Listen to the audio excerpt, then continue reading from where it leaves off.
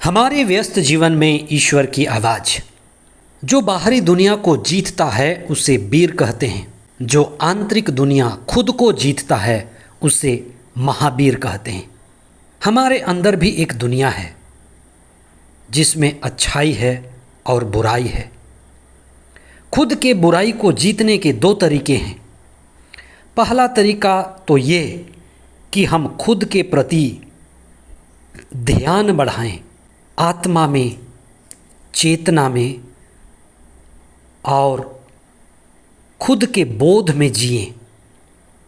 जब हमारे अंदर प्रकाश होगा, प्रकाशित होंगे, तो बुराई के प्रति ध्यान घटेगा, बुराई कमज़ोर होगा। जब हम सत्य को समर्पित हैं, अच्छाई, सच्चाई और ईश्वर को समर्पित हैं, तो बुराई की जड़ अपने आप कमज़ोर होगी। हम अच्छाई को, सच्चाई को, ईश्वर को समर्पित हों और हमारे गेहूं की जड़ मजबूत होगी। उसी तरह से हम अपनी बुराई को जीत पाएंगे। 16वां सामान्य रविवार 23 जुलाई 2023। पहला पाठ प्रज्ञा ग्रंथ अध्याय 12 पद संख्या 13 पद संख्याएँ 16 से 19 तक। दूसरा पाठ रोमियों के नाम संत पौलुस का पत्र अध्याय 8 पद संख्याएँ 26 और 27। संत मती का सुसमाचार अध्याय 13 पद संख्याएँ 24 से 43 तक। दुनिया में मुख्यतः दो तरह के लोग हैं। पहले तरह के लोग जागे हुए लोग। जागे हुए लोगों की संख्या काफ़ी कम है। दूसरे तरह के लोग हैं सोए हुए लोग। सोए हुए लोगों की संख्या बहुत बड़ी है। वे लोग जो बेहोश हैं वो बड़ी तादाद में हैं, बड़ी संख्या में हैं। कुछ ही लोग होश में जीवन जी रहे हैं और जो होश में हैं वही आध्यात्मिक हैं। आज का सुसमाचार एक बड़ा महत्वपूर्ण सवाल उठाता है कि अगर हम अच्छा बनना चाहते हैं, जीवन में ऊपर उठना चाहते हैं, आध्यात्मिक होना चाहते हैं, होशपूर्ण जीवन जीना चाहते हैं, तो हम क्या करें? हम कैसे आध्यात्मिक जीवन में ऊपर उठें? ना चाहते हुए भी हमारे जीवन में बुराई आ जाती है। परिवार में, समाज में, संगति में, और इन समाज और परिवारों में रहते हुए हम बुराई से और समाज की पशुता से प्रभावित होते हैं और उसके बीज हमारे जीवन में, मन मस्तिष्क में आ जाते हैं।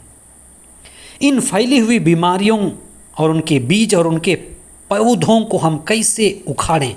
हम क्या करें कि अपने जीवन को बेहतर और श्रेष्ठ बनाएं? आज हम इसी पर विशेष चिंतन करें।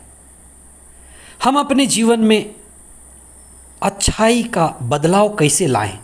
कौन कौन से कदम उठाएं?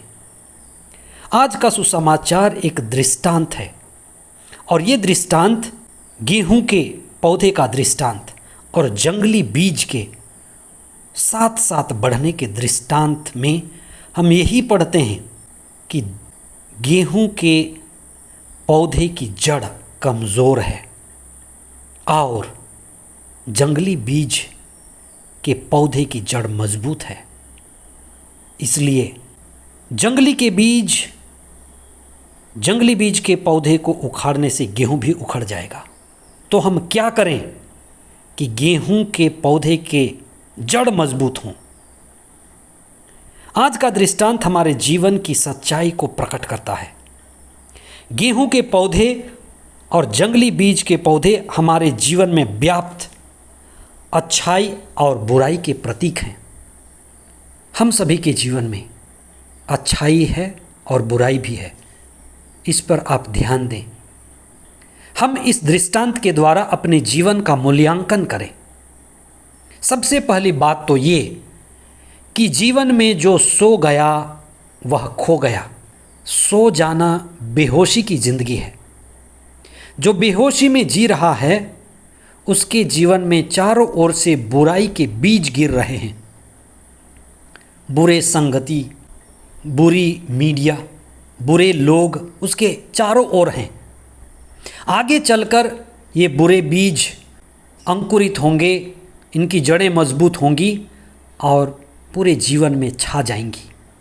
दूसरी बात, जब हम शरीर और इंद्रिय केंद्रित जीवन जीते हैं तब हमारे अंदर वासना और तृष्णा के पौधे की जड़ें मजबूत होती हैं। आत्मा की जड़ या प्रार्थना की जड़ कमज़ोर हो जाती है। इसलिए हम प्रार्थना पर ध्यान दें, अपने मन को सही चीज़ में लगाएं, तब बुराई की जड़ कमज़ोर होगी। तीसरी बात, जब हमें कोई बड़ी चीज़ मिले तो हमारी छोटी चीज़ हटेगी। अगर कोई भी बुराई की जड़ उखाड़नी है, शराब पीते हैं, शराब के आदी हैं, नशे के आदी हैं, नशे से मुक्ति चाहिए, या अवसाद में हैं, डिप्रेशन में हैं, डिप्रेशन से मुक्ति चाहिए। शराब से, नशे से, अवसाद से मुक्ति मिलना आसान नहीं होता, क्योंकि मुक्ति मिल भी जाए तो व्यक्ति फिर उसी में गिरेगा। इसलिए अगर जीवन में ईश्वर मिल जाए, कोई बड़ा उद्देश्य मिल जाए, सच्चाई मिल जाए, अच्छाई मिल जाए, तभी मुक्ति मिलेगी। बुराई छोटी है, ईश्वर, सत्य, अच्छा काम बड़ा है। छोटा तभी छूटता है जब बड़ा मिलता है। इसलिए ईश्वर को समर्पित होकर के हम अपनी बुराई को छोटा बनाते हैं। चौथी बात, हमें अपनी आत्मा को मजबूत करनी है, और आत्मा को मजबूत करने का उपाय है प्रार्थना, तुष्टि योग, भक्ति योग, अच्छे काम करना, कर्म योग, ध्यान देना, ध्यान में बढ़ना, होश में जीना, अच्छी किताबों, अच्छे लोगों, सत्संग, ये हमारे होश को बढ़ाते हैं। जब हमारे होश अच्छी चीज़ों में लगते हैं तो हमारी बुराई की जड़ कमज़ोर होती है। हम इन उपायों को अपने जीवन में अपनाएं और अपने जीवन को बेहतर बनाएं, लगातार बेहतर बनाते जाएं। अपनी आत्मा को लगातार हमें मजबूत करना है। आप अपने लिए अधिक समय दें। आज के दूसरे पाठ में संत पौलुस बड़ी विनम्रता से स्वीकार करते हैं, संत होते हुए, कि हमें प्रार्थना करना नहीं आता।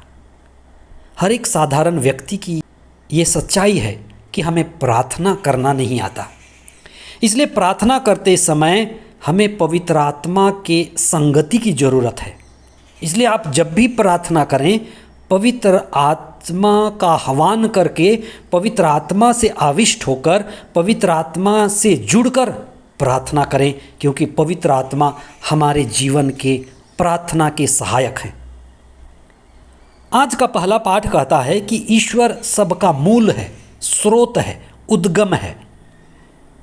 हमें उसी के पास जाना है, उसी के पास झुकना है, उसी से जुड़ना है, और ईश्वर से जुड़कर ही हम आनंद में बढ़ते हैं।